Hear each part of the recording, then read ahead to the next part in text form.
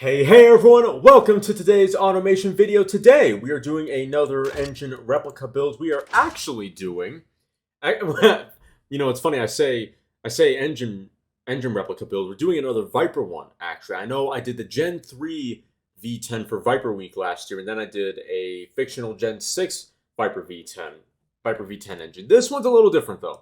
This one's a little, oh wait, I forgot to change the, I forgot to change this to, I think, inches, I believe it is. Dang it. But yeah, we're going to be doing another Viper engine this time. Let's see, where is it? I don't remember. Here we go. Yeah, so we're going to be doing another Viper engine today. I think I just lost it, didn't I? So that's that. I didn't save it, so I guess we'll just do that. Yeah, so we're going to be doing a different Viper engine today. We're going to be doing the Gen 5 Viper V10, the 5th generation Viper V10. Like I said, I've done the Gen 3, I've done a fictional Gen 6, and I've been trying to make a automation-based Viper mod for BeamNG for a while now. Little known fact. And I do actually have a Gen 5 engine that I made a while ago, but it's not perfectly accurate. There's a few things I got wrong on that engine, so I decided, hey, why don't I come back, do this engine, make that 2017, why don't I come back, redo the engine, make it as accurate as possible, because I want it to be as accurate as possible. And so, obviously the first thing we got to do is the family capacity. We have to do the engine capacity, and thankfully, actually thanks to a podcast listener of mine and a guy I met at the Viper Days reunion, shout out to you, Kurt, who gave me some of his Viper memorabilia after that event. And one of the things he gave me was the original Viper media kit that came from the New York Auto Show back in 2012. And one of the things, well, among many other things, that's in this little book, and it is little, but it's a beautiful book, is some of the engine specs for the Viper V10. So like the bore and stroke, the material that's used to create the engine, when the engine comes on in the power, or when the power comes on in the, when the horsepower and torque comes on in the power band, compression ratio, and all the rest of it, and how many catalytic converters there are. So a bunch of really, really useful information. And so I'm going to be using this book, plus some information I picked up before I started the recording, because the only thing that I couldn't find in this little pamphlet was the exhaust diameter, or was the diameter of the exhaust on stock Gen 5s. And that obviously is a little annoying, because that was one of the things that was most wrong about my previous Gen 5 engine, was that it had a 3.75 inch diameter exhaust, and apparently the stock engine exhaust diameter is only about 2.5. So I got that really wrong. And that's also very worrying, because I remember making that engine in my off time, oh god, maybe a year ago, maybe a year and a half ago. And one of the things I distinctly remember is that it wasn't easy. It wasn't easy to get 640 horsepower out of the pushrod engine. 3.96, okay, and then let's see, because 8.4 liter V10, okay. Now I don't think that CC is right, so 3.96. There we go, because it's 8382 CC, so pushrod, 2 valve per cylinder, aluminum head. Yeah, so I remember how difficult it was just trying to get 640 horsepower out of that engine. Why won't you let me go fast? Oh, I didn't do the head material. Aluminum. None. There we go. Yeah, it was really difficult trying to get 640 horsepower out of that engine, despite the fact that it had a much bigger exhaust diameter. So I'm a little worried about how this is going to go, considering I'm going to try and make it as accurate as possible. But I have all this information in the little pamphlet here. Once again, thank you, Kurt, for giving me your Viper memorabilia and for including this book in the box. So I am a little worried about whether or not we're going to be able to get the target horsepower, especially in a proper power band, but we'll see. We'll see how that goes. Now the crank material, it's in here. I just need to find it. Let's see. Because I think it said it was a forged steel crank. Let's see. Okay, you have an aluminum alloy block, which we did with cast iron liners. Well, we can't do that, but it's fine.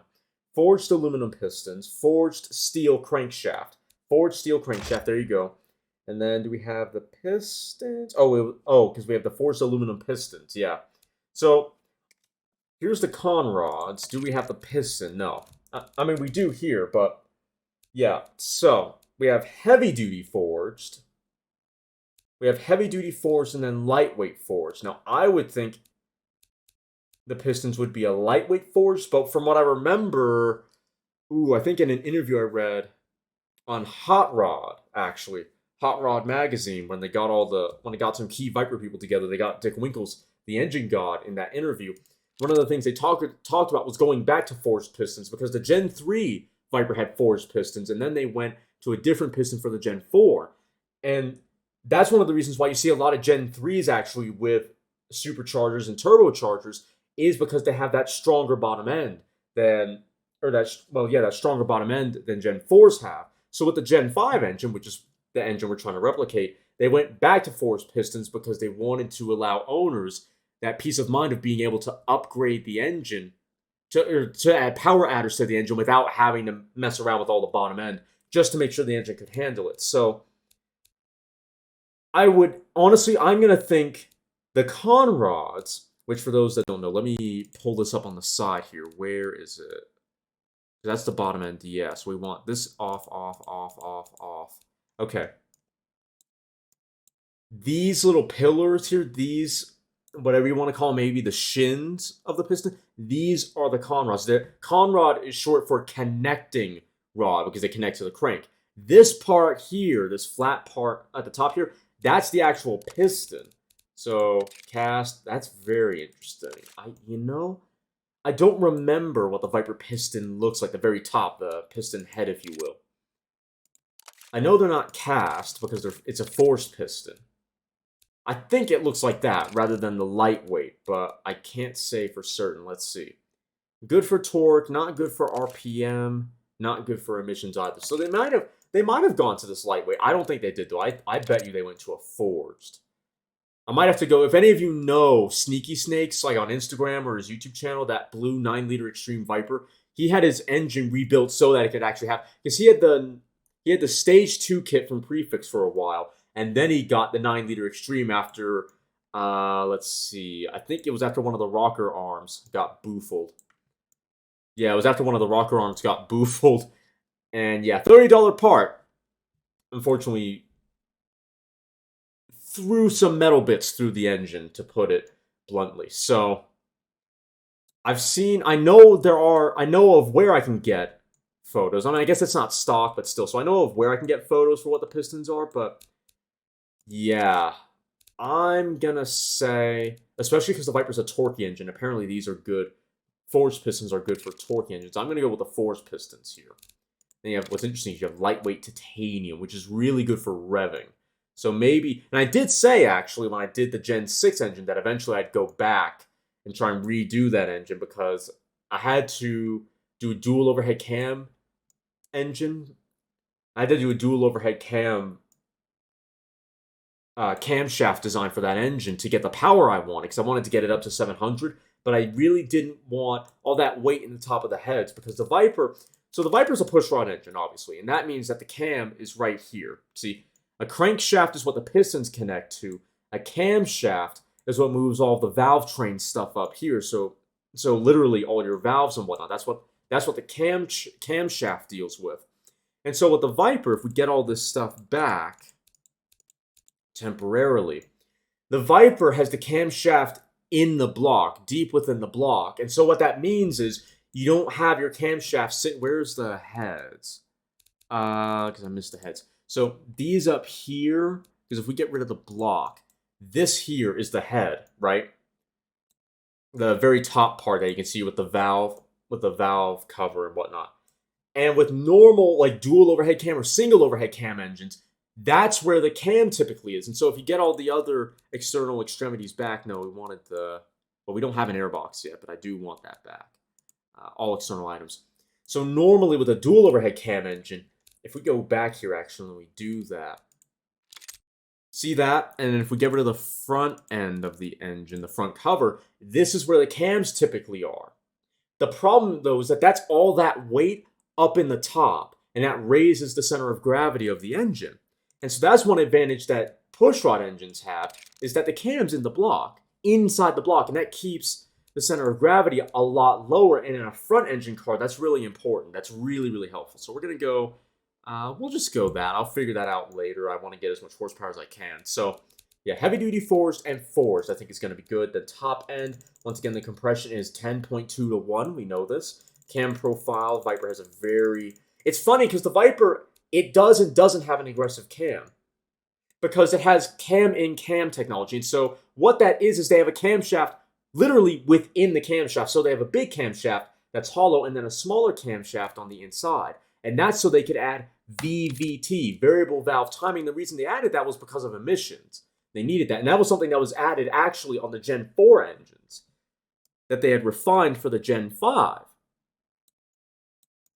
And that was another way of keeping the center of gravity lower in the engine, because you didn't have to add another cam. You didn't have to complicate anything. And if I remember correctly, the very specifics, the Gen 5 Viper was the first car, was the first pushrod car to have, let's see, I think it's a multi-point EFI and then twin. It was the first pushrod, it was the first car that had a pushrod engine that had variable valve timing on the exhaust side of the engine. So you have one valve that opens up so that air can go into the engine, and then you have another valve that extracts it out, and then those fumes go eventually into the exhaust manifold on the side. And so the Viper was the first to have variable valve timing on the exhaust side. Let me get rid of the airbox here, and then the intake, and then the head, and then the block. And then where's the cover, actually? Let's get rid of the front cover. We don't need that. Rocker cover. Here we go. So, as you can see, one of these valves, they're not opening at the right time, but one of these valves lets the air in, and then the other valve lets the air out. And so, the camshaft, it has two lobes. That's what they're called, like earlobe. They have these two lobes, and they're connected by a single shaft. You don't see that here, but there is a shaft that would normally connect all these lobes together. And so what I mean by VVT on the exhaust side is one lobe only focuses on the intake, and then you have another lobe. You have another lobe on the outtake, if you will, the exhaust. And so variable valve timing just means that your engine can get more aggressive, right? It can pump out more power. Sort of like V10 and Hondas, where they'll be, they won't make that much power up until a certain RPM, and then they're like, oh, the engine realizes, oh, they want power. And then it changes to its more aggressive cam setting, because the size of the lobe dictates how much the valves open, and that then dictates how much air you get into the engine, how much exhaust gets pulled out. And so variable valve timing allows you to change how much the valves open. And so that's what I mean by this. The Viper was the first, Ron was the first pushrod engined car. Let's see, unleaded premium, I guess that would be that. Was the first pushrod engine car to have that on the exhaust side. So you could have not only a more aggressive intake, but so you can have more aggressive air going into the combustion chamber to have a bigger spark, but you can have a greater opening on the exhaust side so you get more of that air out. And all of that is a long way of saying, yep, more power. So 6,400. That's the fuel cutoff on Gen 5, is 6,400. All right, then we have the exhaust. So headers. Are they tubular? So Vipers, they're not short cast, but are they long tubular? I don't think. They're definitely not race tubular, where it's this spaghetti-like. It's beautiful. It's amazing. And will produce more horsepower, but it's not this spaghetti-like. And then I do know that you can get tubular heads on Vipers as a mod. Also, I've just realized my intake's wrong, because the Viper intake is a lot more like this. If you've ever seen a Viper with a hood open, you'll see the two throttle bodies, the twin throttle bodies like this, and then one massive intake that the NACA duct feeds into, or that the NACA duct feeds. So it's not like this crap, right? That's not right. It's not this standard where it's very much almost like a Challenger intake or maybe a Dodge Dart intake where it's very restricted. It's definitely a race intake and it feeds right to the throttle bodies. I mean, technically there'd be a filter here, but it's whatever. Doesn't matter. Now, what I do wish is that we could do this, but that I think is beyond the scope. Now, I do wonder about direct injection because I've seen, if we go into the book here and where's intake, let me see. I know it's in here somewhere. Valve system. Okay, fuel injection. It's sequential multi-port electronic. So multi-point EFI, we have that. I just don't know if it's direct. I don't think it's direct. But if it's not direct, then you have this. You have this distributor cap at the back. And I have never seen a Viper engine with a distributor cap. I've never seen one. Now, that doesn't mean it doesn't exist. It's just that I don't think, certainly not the Gen 5, I don't think it's got that. I think it's a direct injection. Just straight up like that rather than this weird distributor situation that we have at the back here. Especially because I've never seen these wires go over the valve cover in any way, shape, or form. So we're going to go direct injection because I think that's the case. What's also interesting is it changes the intake manifold material from this aluminum affair to a carbon fiber one. And what's interesting is that both are actually wrong. On the Gen 5, it's a composite intake. On the Gen 4 engine, it was aluminum, but not on the Gen 5 because the composite intake was lighter. They found out. So we'll skip that. I say skip that. We'll leave that. Yeah, so I think it's just tubular because it's not this cast crap where it's from the 70s and it's very restrictive. Disgusting. And I don't think it's that either. I'm not sure it's a short cast. I think it's a normal tubular exhaust. Then we have dual because it's not singular. And then two and a half. There you go. So you have 3-way catalytic converters, and then Vipers only have one muffler. Just one. And I think it's baffled because I can't remember how you move the camera, but as you can see at the back there, you have your cat, and then you have the muffler. That second one at the back, closer to those big tubes, those venting tubes, that's the muffler. And the Viper muffler I've seen is very circular like that, because it kind of has to be considering the shape and where it's positioned on the car. Maybe straight through, but it's not. I think it's definitely a baffled style muffler. So, all right, let's see. Can we get that going? Did I miss something? Well, I just realized I've been recording for a little bit here without my mic on. Really sorry about that. You didn't necessarily miss much. I was just saying that I was just trying to diagnose what the problem is here. And the problem we currently have is that the power comes on too late. The horsepower is too low. We need to be at 640, and the torque is too high. We're at 619 pound-feet of torque at 4,400 RPM on the Gen 5. It's 600 pound-feet of torque at 4,950 RPM, 5,000 RPM. And I was saying that the difficulty in this game, or one of the tricky things about this game is that everything's a balancing act. So when it comes to like ignition timing and then your cam profile, if you mess with the cam profile, you will get a lot more power, but you're going to reduce a lot of torque. And it would be easy to say, oh, just bump the cam profile up, get to 640 horsepower, right? Well, that's easy, but we also have to be mindful of torque. We need to be at the horsepower number and the torque number. And I think at this moment, if I just go to the cam profile, I might make my horsepower number, but I'm going to be well down on torque. So I can't just change that willy-nilly. I have to be careful. I have to be mindful of my changes here. So we're gaining a little bit of torque, just a little bit, but we're gaining way more horsepower. And that's exactly what we need. So the ignition timing's good. The torque's coming on a little later. That's good. Okay, 630 pound-feet of torque, 624 horsepower. So now we're at way too much torque, and the horsepower is closer. So I go back to my cam profile and start trying to gain horsepower, a lot of it, and reduce my torque to get it closer. 625, 605, not close enough. It comes on later like I want it, but it's still not right. So we're going to keep going up here. I'm going to hope, okay, we're at 630. We're 10 horsepower away and 10 torque away. And something else I had said before I realized my mic wasn't on is that we can't just get to 640 horsepower and 600 pound-feet of torque. Especially not the horsepower. It's easy to get to those numbers. It's not easy to get to those numbers and have a usable power band at the same time.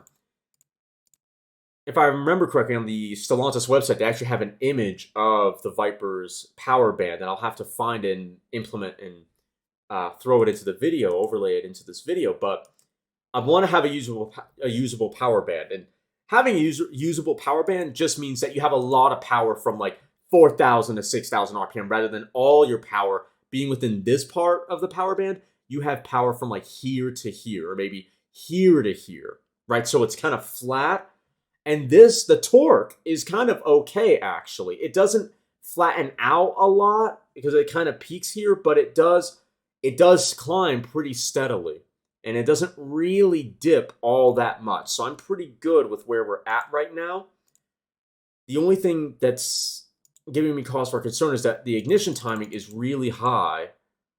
And the horsepower is close. The horsepower is really close, but not quite there yet. And the power and the torque doesn't come on late enough. And I'd almost want to keep going on the RPM limit because the power comes on. See, in the Gen 5 engine, fuel cutoff is 6,400 RPM, but the power comes on 200 RPM before that, if I remember correctly, at 6,200 RPM. Let's see. Yeah, 6,150 RPM. So right as you hit the rev limit, you get power, right? You get full power, and that's really not ideal. So this engine's going to be quite a bugger to figure out. Let's see. If we go 100 on the ignition timing, we get, what, 630? Yeah, 636 on the power, which is good. Maybe we go down on the fuel mixture. No, we're just losing power. In my experience, 12, maybe 11.8 is about as high as you can go before you start losing a lot of power. Yeah, because the engine's running too rich. So we're going to go 12. And then let's see what this will do. 604, 602. See, we're almost there for torque, but the horsepower's not there. We didn't gain much in the way of horsepower. You know, we're at 637.5, but that's really not where we want to be. Now, if I mess with the quality slider, okay, the engine, okay, that didn't do what I wanted it to do. If we mess with this, yep. Okay, so definitely no gains in horsepower there. If we go here, no, it's just not running as well. We keep going, yeah, loss of horsepower and a loss of torque. So the torque comes on at 4,700 RPM, very close to our target here. Very close to our target, but not quite. Let's see, because if we did per cylinder, there you go. Torque's down, but the horsepower is exactly where we need it to be. If we went multi-point, see, now we're really down. So it's definitely direct injection. That's the way to go. Oh, man, this is so tricky because I can't... Because if we go no VVT, torque comes on later, funnily enough. We have less of it, but it does come on later. But we can't do that. So if we go like that, yeah, not as much power. If we go here, no power. The power's not affected, which is good. Billet steel, no. Lightweight, doesn't make a difference. So this is, this is really the difficult part of this game. And I don't even think the compression was right in the other engines. So it has to be 10.2 to 1. I'm going to go back. I'm going to consult the book. See what I can do. Valve system. Overhead valve. That's interesting. If we go back here. So it is, okay, it's an overhead valve, which is true, but it's still push rod. It does have VVT. Multiple port, yep. Yeah. So the only thing I can think to do is go to a... How do we have no catalytic converters? How did that happen? This engine does have catalytic converters, so how did that happen? Well, that's lame. Okay. So none gets us close. That takes us way down. Oh, God. We might... I don't think... It doesn't say they're high flow three-way. I don't think they would. We could assume there may be high flow three-way. We could potentially do that, but even then... I think that's pushing it.